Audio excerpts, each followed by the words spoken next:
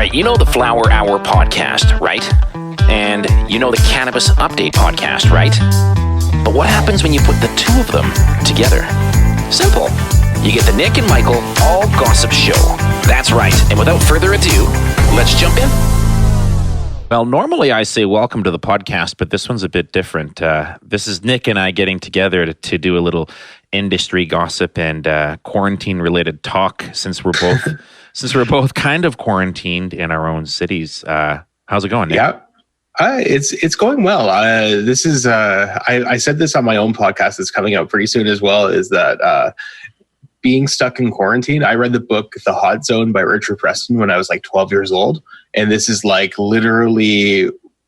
I've gone to therapy for years for this, like this particular thing. So I'm like, of all of the apocalypse situations, I am uniquely prepared to handle this in a psychological way. Yeah. Strange how many movies they have on Netflix that kind of emulate this type of situation. And not just movies, but documentaries too. My wife and I are watching a 4-part series right now called Pandemic, published by Netflix about 2 years ago. And it's uncanny how much of what is happening right now is exactly in that documentary. Yeah, we got my partner's parents to watch Contagion this week because they were a little laissez-faire about what was going on for our liking. So we were just like, yeah, let's set up a Netflix date and let's make them watch Contagion. And their attitudes changed a little bit. You know, what frightened me about Contagion, because of course my wife and I watched that too a few days ago, it was when it got really ugly and people started getting robbed. And I looked at my wife and I said, well, I'm not a gun guy, but I'm like, do we have like a baseball bat or something in the house? And I'm like, what if it comes down to this? I mean, everybody has knives. Yeah, I guess so. Anyway, just to set the table here a bit, in February, before I went to Florida, we were talking briefly and saying, hey, why don't we do something where we get together once a month or so and we kind of chat about the business of cannabis, the culture, what's happening on Twitter, that sort of thing. And it didn't happen because we pushed it right to the end. And for me, I didn't have the time. And now with COVID-19, we were like, well, we were going to do this. And podcasting's kind of ideal in a way, unless you're doing it live, because this is perfectly safe. This is social distance podcasting right here. Absolutely. Well, like I really like to have the studio experience. Like I really like to do it in studio, but I'm like now being forced to do the thing that I like least about podcasting in a lot of ways. But I've actually really enjoyed using Zoom. Like it's a little bit more. To me, it's just a little bit better for this kind of format. So I'm actually enjoying it a little bit more than trying to mash a whole bunch of systems together. I've forced myself to start doing video for 2020. It was something I said I had to do. And I'm an audio guy anyway, and I love my audio podcasts, but I realized not everybody's sold on the podcast train yet. And, you spend so much time getting these great guests and prepping and all that. And then you lose a certain element of the cannabis community or community at large because they're just not into podcasts. I haven't discovered them yet. So for me, this is perfect. I want to do video just to have another sort of layer of content out there. But I hear what you're saying. Well, you're much better looking than me, so like that's the.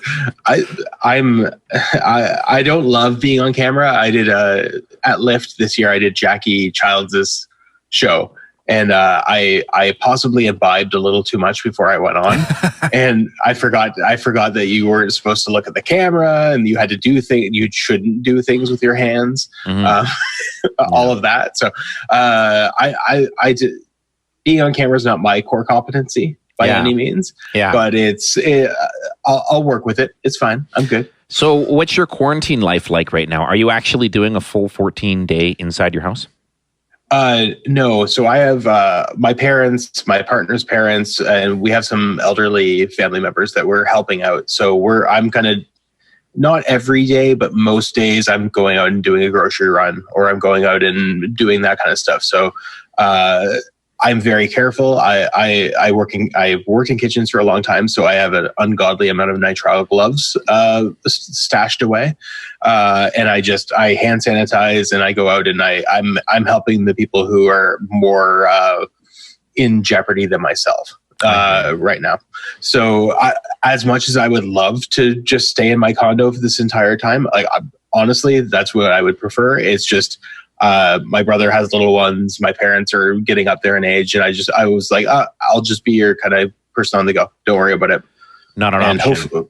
Hopefully I don't get sick. Hopefully I don't pick anything up, but I take my temperature multiple times a day. I am a hypochondriac from birth. So if I get sick, I get sick, but I will know that I'm getting sick. I was thinking that, we may have these like before COVID-19 and after COVID-19 sort of comparisons. And one might be before COVID-19, you wake up and you say, I'm hungover. And after COVID-19, you wake up and you say, I'm monitoring my health.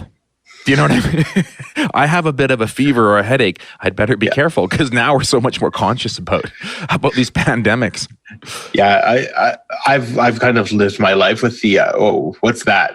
That's cancer. Like that's where my brain goes every time I feel a twinge in my body. But again, like I've done the work to kind of get over those kind of things in my own head, those anxieties.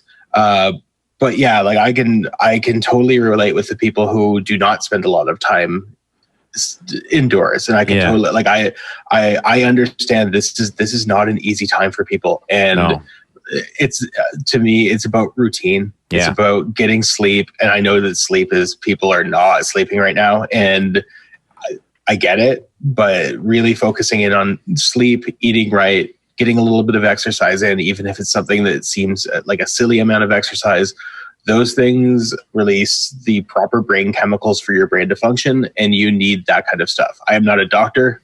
I like to put that out there, but at the same time, these are things that are important for everybody's everyday life. And if everyone is afforded a little bit more time to focus on that and understand that that's important, then maybe this is a little bit worth it. Yeah. Let's jump into cannabis in a second. I just want to end my thought by saying, I'm hoping that as a society it gives us a real paradigm shift and we start to appreciate the little things like being around your family, better communication, and maybe a little bit less materialism, because when it comes right down to it, if you're afraid for your life in a pandemic, you don't really give a shit about your fancy watches and all that stuff anymore. You care about food. You care about your kids, your family, your pets. That's the stuff that matters. Toilet paper. You care about toilet paper, Well, I had Nick Pateris on the podcast yesterday, and we talked about toilet paper in the UK. It sounds like they have had the same issues. So I'm okay. I'm stocked up. I'm not like needlessly stocked up, but I've got enough, for like a month. Well, like I've gone around for enough family members that like I've shaved a little bit of volume off of everybody's order I've wet my beak. There you go. So always business development. It doesn't stop. Let's jump into cannabis then. One thing we wanted to talk about before, when we were planning on doing this in February, it's not a news story anymore, but it's extremely bizarre. And that is the story of Green Relief. You're familiar with that LP? Yes. So I back on the old podcast, I had Warren lined up to be on the show, and it just never came together. It was one of those, like, it was always another kind of 2 weeks, and nothing bad. He was nothing but delightful to deal with, but he really came off as a really nice guy and a really community oriented person. And it is shocking. Like he was one of the nice guys. So according to the articles that I've read, and there could be, I guess, more contemporary news, but they had $59.2 million in funding, private funding, which is now being spent, and 14 million of that is completely unaccounted for. Have those numbers changed? I mean, it's hard to sweep 14 million under the rug. I mean, during startup, you would be surprised at how money can flow in and out of a company. I don't know how they did it in this case. I know there was some property kind of wrapped up in it. The 14 million number is still the number that was the latest one that I saw. But there was one thing about an Airbnb that, which I found kind of shocking, that there were like, anytime that land deals get involved in these kind of situations, where that land is there, it's unclear what that land is being used for. That's one of those, like, well, like that. It doesn't make any sense. I'll put it that way. There's a whole bunch of elements wrapped into this story too.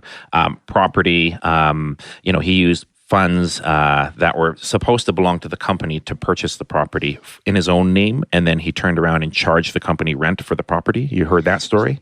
Yep. And then he locked his own employees out of the property because he said that the company owed him lease money, which is bonkers.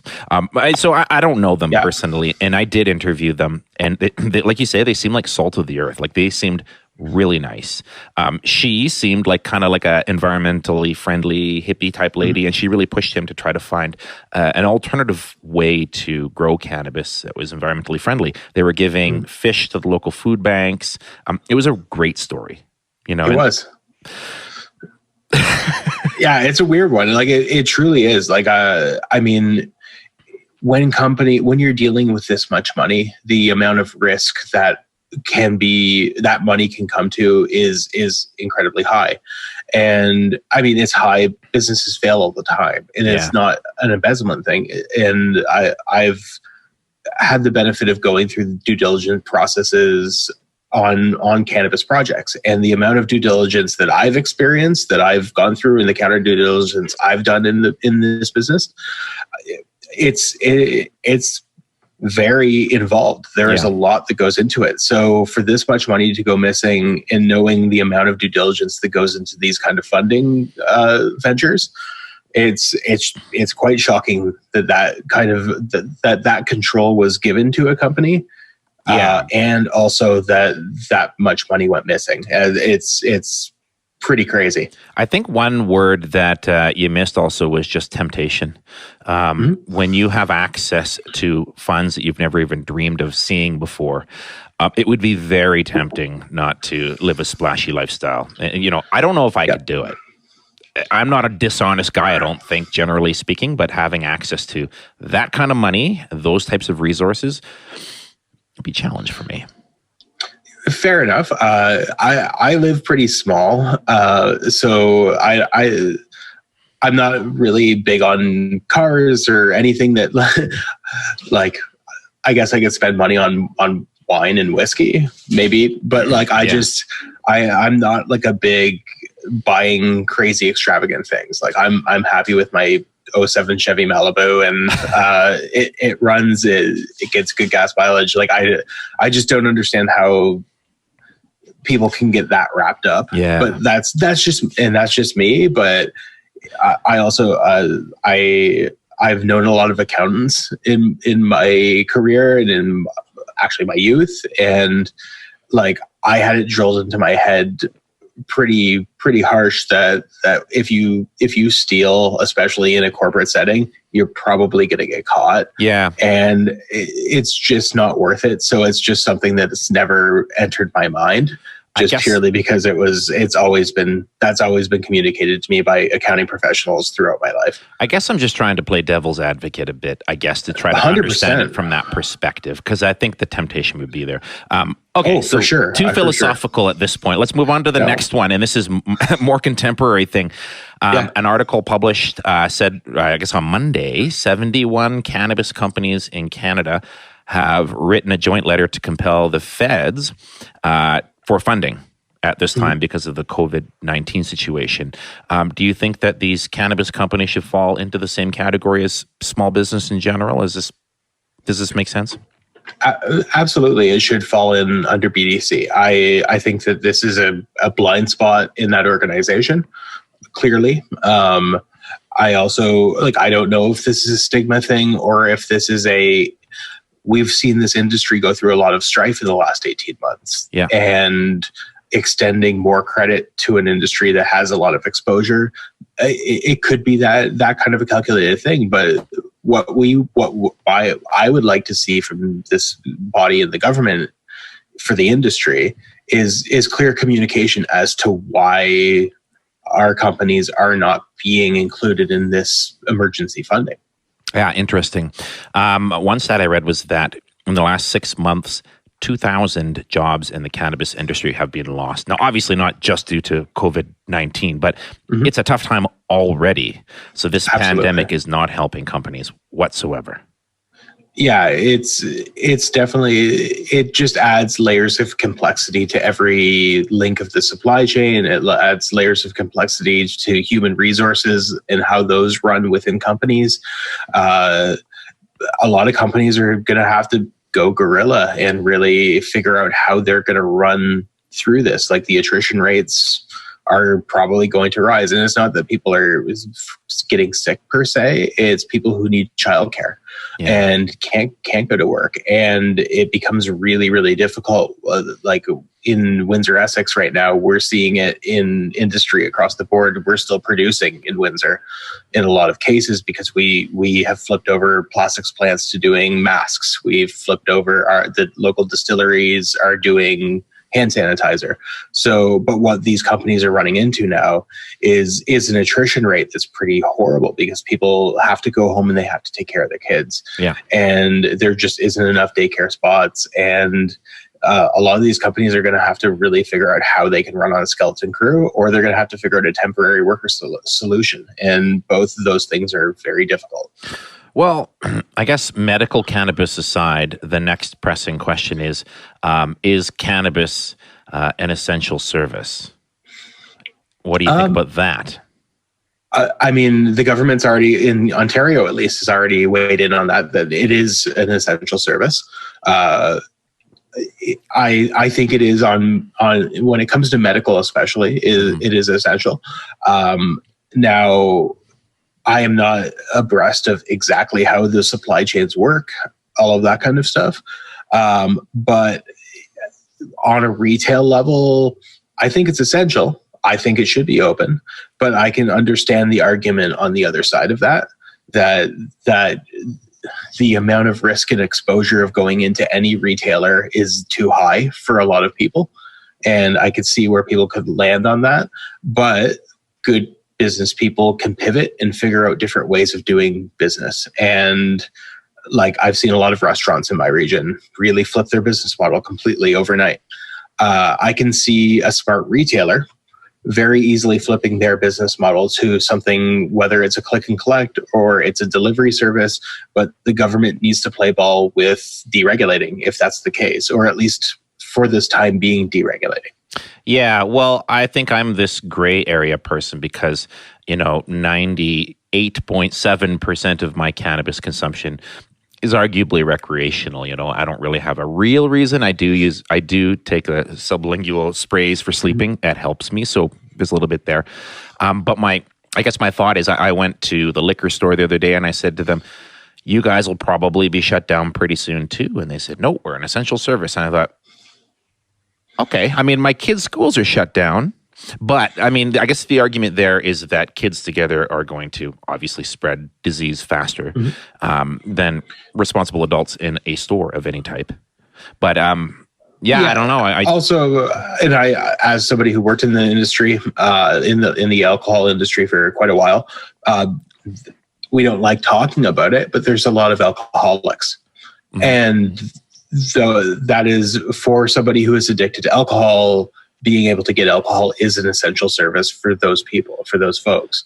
And people don't really like to talk about that. But Inside the Jar, Amanda Siebert put out a piece about the marketing of alcohol. And she talked about how there's estimates of up to 4.7 million Canadians who are addicted in some way to alcohol.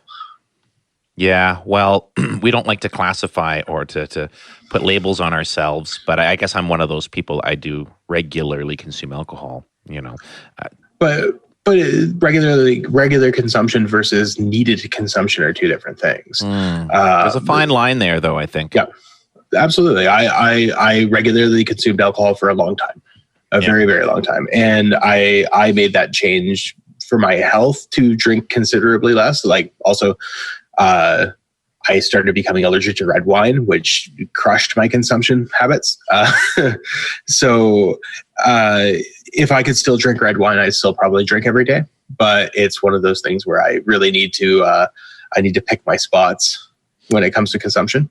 Yeah. I find right now with this quarantining going on, staying home so much, and loss of a routine, it's a lot easier to consume things. That goes for cannabis and for alcohol. I mean, my cannabis consumption is Yeah, I mean, you're bored almost. Like you're just like, hey, let's watch a movie. Well, let's consume some weed. It's happening to us for sure. I got Ryan Roch coming on. He's supposed to pop into our meeting at any moment to talk to us about retail cannabis. I've sent him a couple texts saying, Ryan, now. So it's okay. He's gonna pop in. He's gonna add energy into the virtual room we're all in, and it'll be good times. Yeah, there you go. So as for shopping protocols, do you think that there should be extra stipulations, extra things put into place for any type of store of that nature? In Ryan's case, I believe he's taped the floor up and he only lets customers walk up to within the taped area. That's definitely a good step. I think having, I know it's hard to come by right now, but having hand sanitizer at the door is another thing that I at least have appreciated at the grocery chains that I've been going to, is the ones that have made that choice to either have hand wash stations or sanitizer at the door are definitely going the extra mile in a lot of ways. I guess you're only safe, as safe as the people around you, though. It's kind of like when you ride a motorcycle, you're like ultra aware of everything happening. But Buddy in his pickup truck coming, perpendicular to you to a stop sign may not be, and you can get hit because the other person's not paying attention. Same with all these precautionary measures we're taking with COVID-19. Ryan opens his store. He's doing everything he can to be as safe as possible.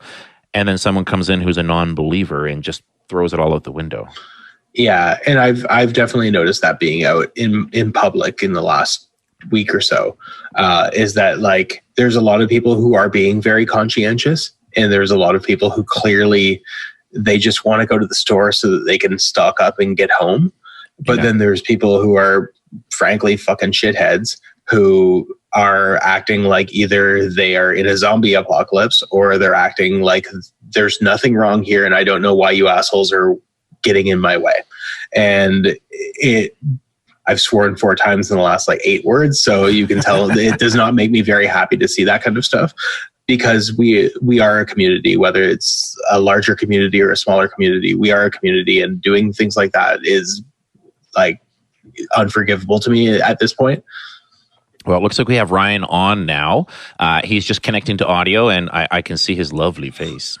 I think you have to hit the unmute button, brother. Oh, he's gloved up and everything. He's gloved. Well, if you can hear us, Ryan, can you give us a quick sort of scan of your store? Hang on, I can send him a little thing to get him on the audio too.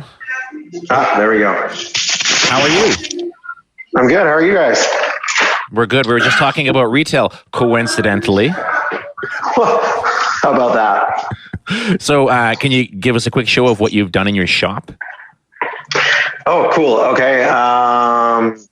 We're working on more measures, but I'll take you outside. That's kind of the first step. Actually, first step is these little devils right here. Oh, yeah. So when with these, now there's a reason behind why we did this, right? It's not, gloves leads to obviously thinking that you have a false sense of security. Well, you got to treat them like you treat your hands. But with the black, what you can do is when you sanitize your gloves, you can actually see exactly where you've sanitized them. Oh. Yep. So it actually shows you what's sanitized and what isn't. Also on top of that, hand wash station right outside the door. Use it when you come in, use it when you leave, sort of thing. We removed my glorious menus. You know how much I love my menus. Mm-hmm. Me too. So they're all just stacked on the side here with just the sheets of paper. Yeah. And they're in their little social isolation box on the floor. Okay, so what does that mean? You've got. I was just mentioning to Nick that you had tape, so people have to stay behind the tape. Yeah, the idea is they're supposed to stay behind the tape, but people still don't have that in their heads yet. So, and I'm going to get a customer here, so that's all good. Hang out while I do that. Nick and I can we help the customer? Yeah, for sure. Make suggestions. All right. So we're back now. We were having a laugh at you because we're watching you serve your customer. We'll edit that out, by the way, Ryan. Don't worry about it. Well, I warned you. I mean, we're in the middle of the day here, so that's a good thing. We were saying, too bad it's not somebody we all know. It'd be hilarious, Brad Martin or something. Right? Mm-hmm. Just walks on in. Oh, there's Barry Davidson. Yeah, there you go. We found him. So, what are people asking you right now? What are the common things? Any difference? People are worried that we're going to close. I think that's the common thing. People are stressed. People are getting laid off en masse. I don't know. It's, we're hearing a lot. Are people generally making larger purchases right now? Oh, 100%. Yeah. Definitely much like larger purchases, much more engaged in that. What about price? Are people much more price conscious at the moment than they might normally be? It's getting that way. It's definitely getting that way. So, beautiful. Ryan, Thanks, when your customers come in, you're supposed to say, "I'm on TV right now. Go away." Yeah, I'll do that. It's a good problem. Fuck off a minute. Yeah. Good problem to have, though. Actually, that was actually another local business owner dropping off hand sand for me. Oh, nice. So looking out for each other. So they can't operate right now, so we're all kind of backing each other up. So what's the deal with your products right now? Are you able to access everything that your customers want, or has that changed for you? If you guys saw my Twitter stream yesterday, I'm getting a call. I'll call back. Thanks, Ryan. So if you went through my Twitter stream yesterday, we held on our order for this week, which is unprecedented for me and pains me. Why? But we had no idea, right? Last week. I don't know if we were. Oh, you thought you might not be open. $24,000 worth of an order. It was $24K. So for me to just say, hey, I hope I'm open next week and spend $24K, AGLC couldn't guarantee that they give me. Oh, God. So you're going to run low on supply then? I got to make this call back right away. All right. Well, yeah. I guess I'm okay right now. Can you guys hold on for a minute? Yeah. And then I'll call it's just my pops, and he's trying to do shit for me. Okay. You guys mind hanging out for a minute, or? No, I think my Zoom meeting might end though, so I might have to send you a new link. You know what, Ryan? We can just say goodbye to you from here. We got you. Yeah, we've been talking. We've been relaying your brand message this entire time. Don't worry, man. So if you're in Alberta, if you're in the Calgary area, go to Lake City Cannabis. Woo woo! That's my store too. Loyal. Nick, you at the cabin? Where are you? I'm in the condo. I'm still in Windsor. Okay. Now he's calling back again. Okay. I gotta let you guys go. See you, brother. Thank you. All right, Nick. Well, we lost Ryan. Maybe we should just wrap this up then. Yeah, we've covered a little bit and kind of given listeners and viewers a taste of what could come down the road if we keep doing this. Absolutely. I think we can totally do another one very, very soon. And I'm in if you're in. I'm in if you're in. We have to come up with a unique name for this, though. We'll have to cut our podcast names in half and merge the two graphics into one. I think we could do that. Let's smoke on that and get back to each other. Okay, brother. Thank you so much. Take care where you are. Avoid any contact with strangers, and hopefully we get through this in a month and have another talk. Yeah, man. Talk to you soon. Take care.